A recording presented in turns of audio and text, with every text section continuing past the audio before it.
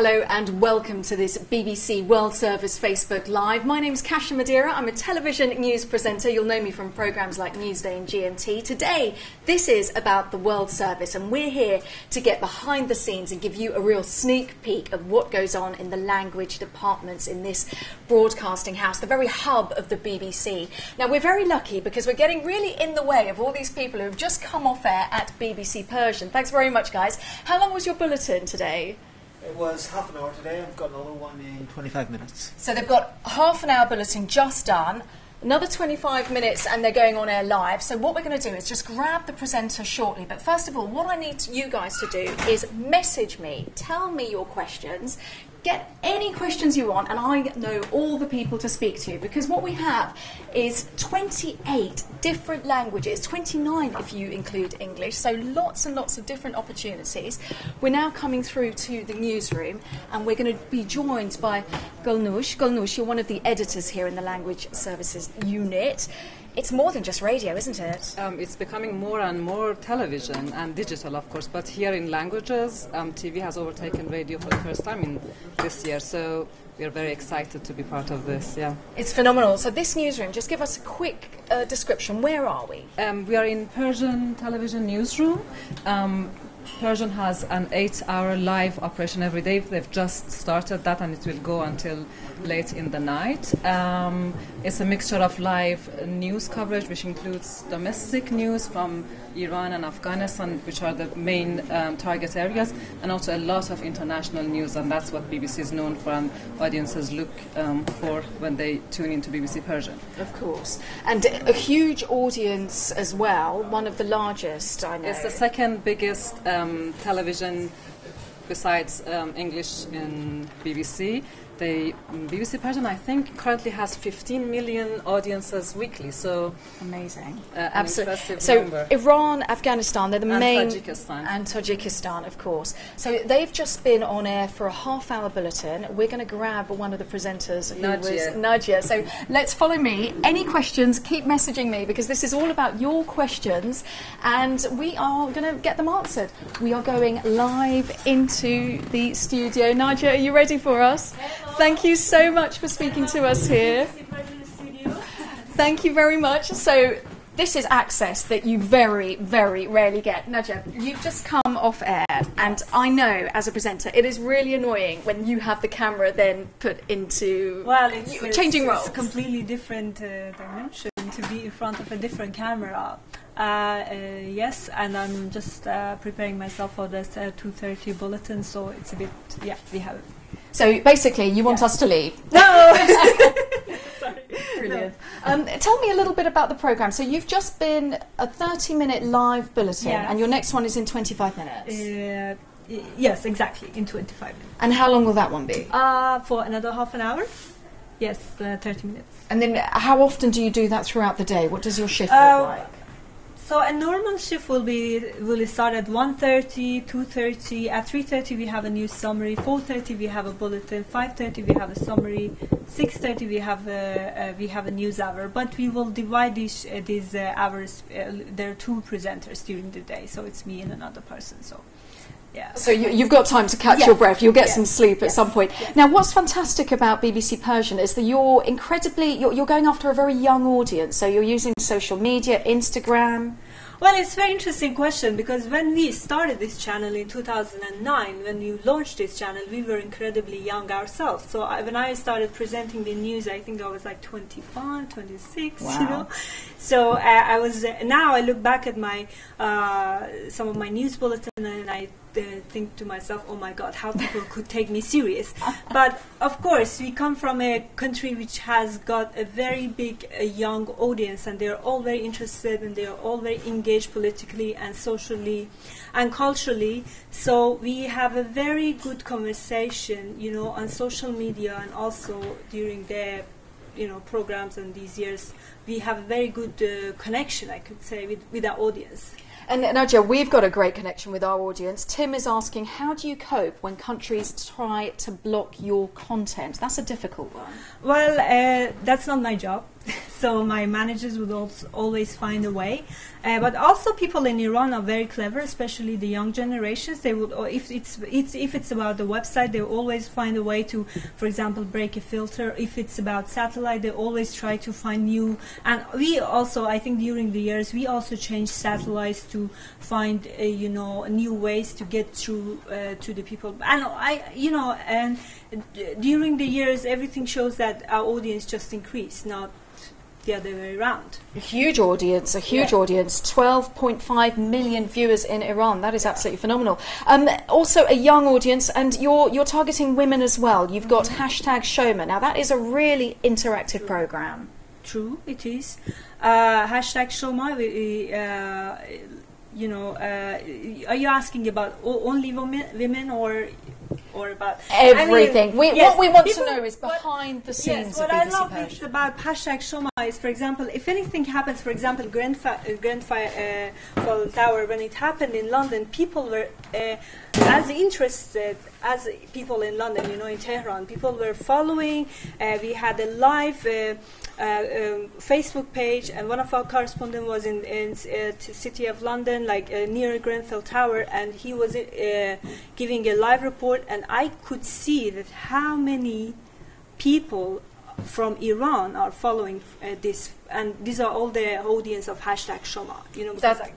It touched so many people, didn't it? Exactly, they're very engaged. So that's a great success, I think.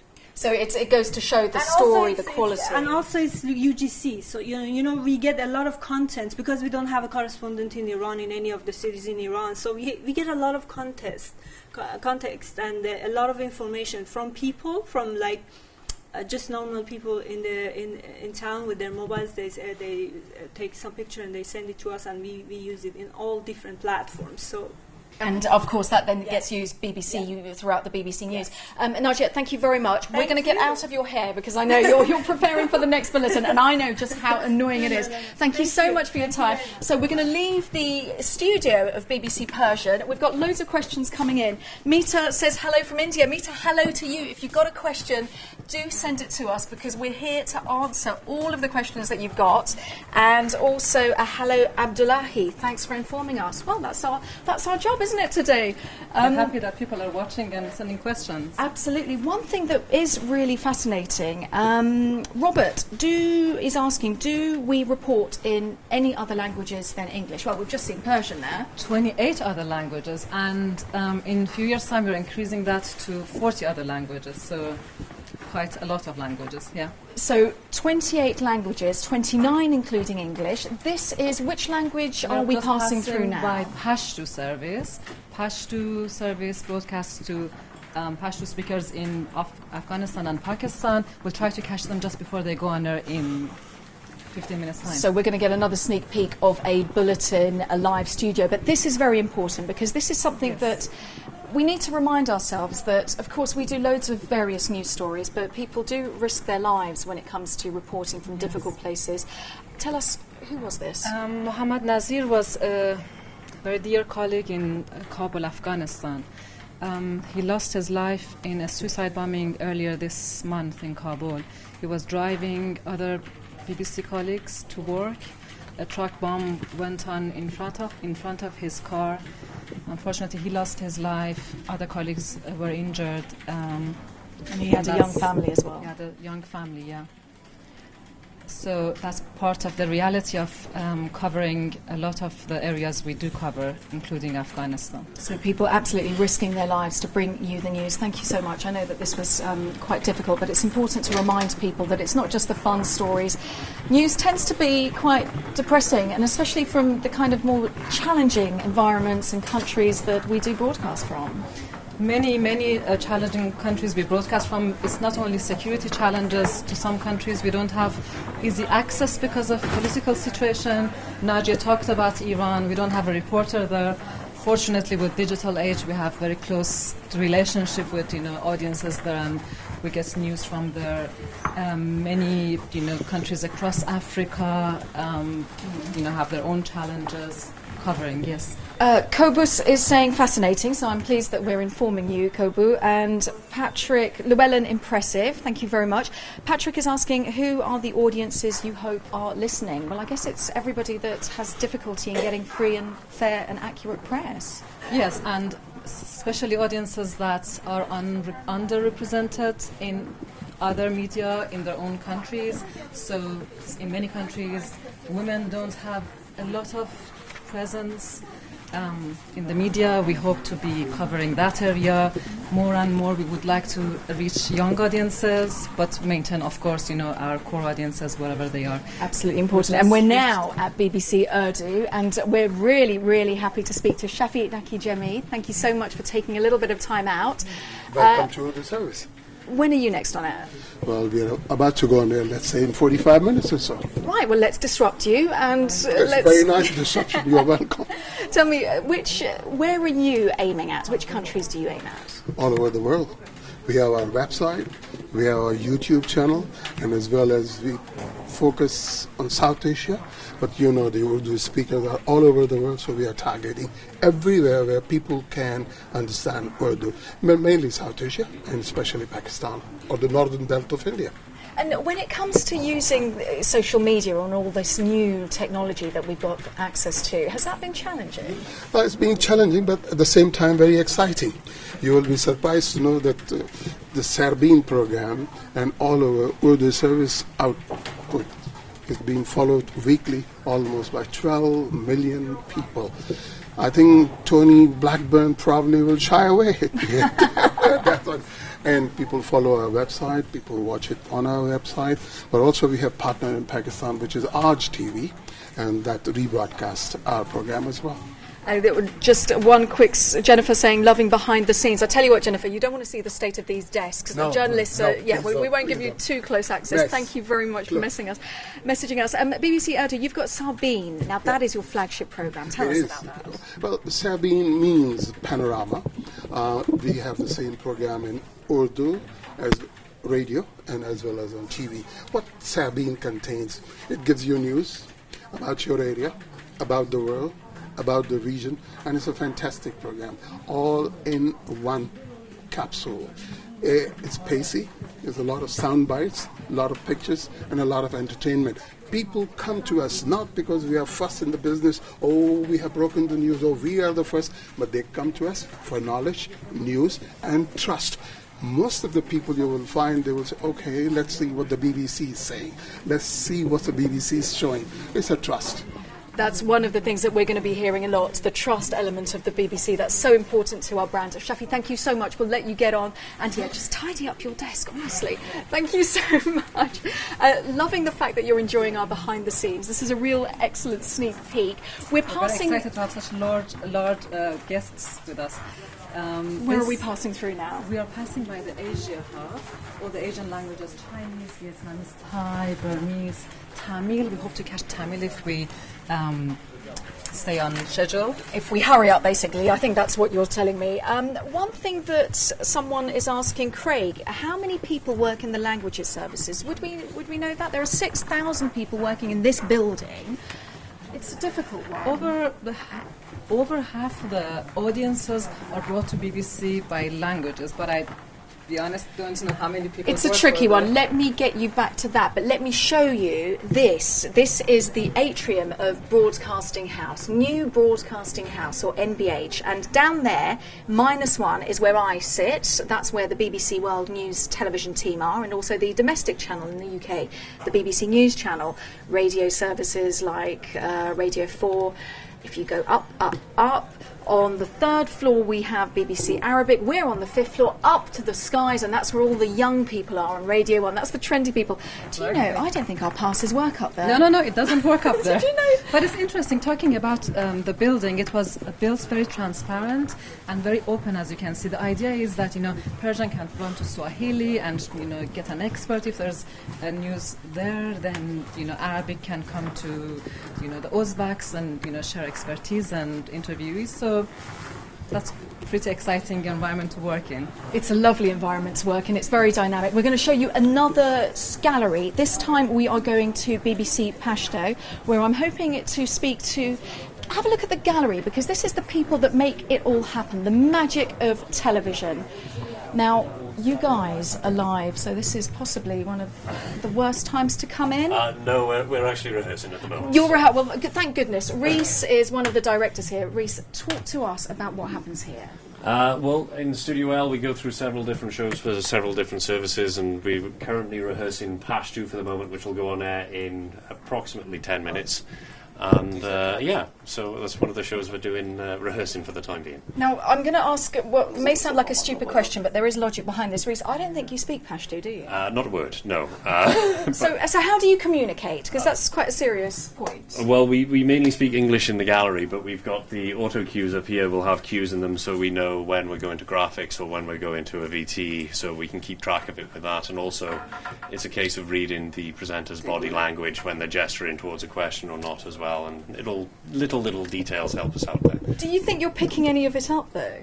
I should be, but I'm really not, truth be told. So. We're being very honest here, aren't we?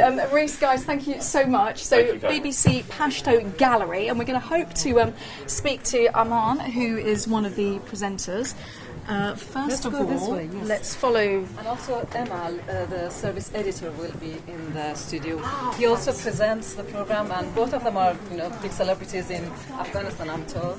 Amazing. Although we broadcast from London, we know the faces. Gentlemen, thank you so much for letting us come in. Let's have a lovely introduction to our Facebook audiences. So, Emal, I'm editor for Pashto TV.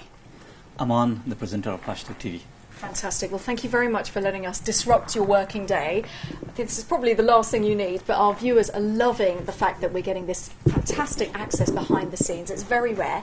Some of the challenges that you have as an editor working here? Working here or working for the Pashto television, that's the main thing. Working for Afghanistan and Pakistan, where we have plenty of Pashto-speaking population, they want a lot, and we cannot produce a lot, or we don't have the resources to produce a lot. So demand is huge, and perhaps the capacity is less. Will you agree with Yeah, that's the main problem, that sometimes we are actually... BBC, the TVU team, the TVU unit, that's the main point that helps us. But the main problem, struggle, as Emal said, is reaching and reporting from the hard places in Afghanistan where fighting and troubles are happening on a daily basis. Well, there are challenges, and we've obviously heard about one of our colleagues who lost his life in one of these difficult scenarios. It's important just to remind people just how engaging and how pressing some of the stories are from these countries. Very much so, and on top of that, reporting from that area that a word, even a small word, could mean your life. So it's very, very hard in that sense to report from an area where violence is common, in a sense, I'm afraid. When you see a breaking story, how do you decide what to say? Because like we're hearing, a word can mean so many different things. It is always usually a big problem for presenters to be on air, and then breaking news comes in, and luckily we haven't been facing such a problem, but we usually get breaking news, and we are breaking within our program. But the issue that from Afghanistan or from Pakistan, when something huge is happening for television, finding picture is one of the main issues, and also to be, as we said, to be careful with what you're saying, because people could interpret that in a different way. So finding a balance is, in that sense, very, very difficult to have a television program without pictures. So it's challenging, but I tell you what, Rogerio says nice program, Ali says thank you so much, Sudarshan says simply wow. So you know what, thank you very much for your feedback, and thank you guys, because I know it's challenging. Thank you. And hello to all of your Facebook. There are many of you. Thank you guys. Right, so we're going to move on. this is leaving this particular studio to go to a gallery now. And again, that's going to be fascinating because this is where... We can catch the Swahili team actually on our way. Oh, absolutely. Now, what is really interesting, we've had a lot of new languages, but Swahili, you're celebrating your 60th anniversary, guys. Congratulations. Yeah. Thank you very much. Introduce, we're live on Facebook. Okay, my name is Zuhra Yunus. I'm from the Swahili service. I'm a presenter / producer / reporter. We do everything, don't we? We have to do everything these days. Oh, yes. And obviously it's changed a lot. So, World Service, it's no longer radio. We need to think past that. Yes, especially now we have television, we have digital. So, yeah, we're kind of busy. And your target audience, who are they? Who are you speaking to? We're mainly speaking to Swahili speakers, anybody who speaks Swahili, but mainly they're in Tanzania, Kenya, Uganda, Rwanda, Burundi, DRC. So again, you're going to have some quite challenging, some difficult stories. How do you make that accessible to an audience? It's not that difficult because we have reporters in all those areas, so it's not that hard as you think. Okay, it's quite challenging sometimes, especially when we have difficult stories like fighting and things like that, but generally we have reporters all around. You've got reporters, and I tell you what, Tim is saying, this is the BBC at its best. Well done, great work, thank you. So people do appreciate it, which is lovely. That's cool, thank you, we appreciate it. And when are you next live? Today at around 7 UK time. We're 7 UK time. So you've got a few hours left. I'm going to leave you to it. Thank you so much. Thank you very much. And congratulations, 60th anniversary. Absolutely amazing. Thank you, guys. Right, we are now going into a gallery. In that corner there is a TV, another TV studio and a TV gallery. That's where the Tamil are rehearsing now, I guess, to get on there in a few minutes. This is the perfect time then to interrupt, I think. How stressed are they going to be? Hi, I'm so sorry I know you're very busy. BBC Tamil, this is the gallery. Just look, it's pretty small. Yeah, it's a very small team. My name is Jax, this is Juliana, our South Asia chief, and the presenter is inside the studio. We are doing the rehearsals now. Tamil is a language which has 75 years of BBC association. It started as a radio, then now we moved on to digital to TV now. We broadcast through the partner station back in India. South India is where we are targeting. And every day we take 10 minutes of TV news bulletin, important global news bulletin towards the Tamil audience. Very small team, but the latest figure shows that we broadcast to 8.25 million. 8.25 million. Is that across television and radio, all the platforms? No, only television alone 8.25. If you include digital and radio, it comes to 9.5. That is impressive. Yes. How much feedback do you get? We get a lot, particularly in the digital platform. We get very good and active participation. The recent example is we asked for 3 words for Modi's 3-year regime. More than 3,000 comments. It was massive. Tamil is one language which is very active in the digital platform and the media scenario. You've got a fan here. Sumed says, great to see BBC Tamil team. BBC is the best service for languages. Richard, thank you. Thank you. Well, thank you. So we're allowed to go into the studio now. It's only rehearsal. Only rehearsal. Thank you so much, guys. Oh, presenters hate this, honestly. I am so sorry. We've been watching you rehearse. Thank you so much for speaking to us. The magic of television. What's going on behind you? It's a green screen. Just green screen. Tell us. Hello. We're live on the BBC Facebook page. Okay. Who are you? I am Yashoda Ravindran. Today I am doing the news bulletin.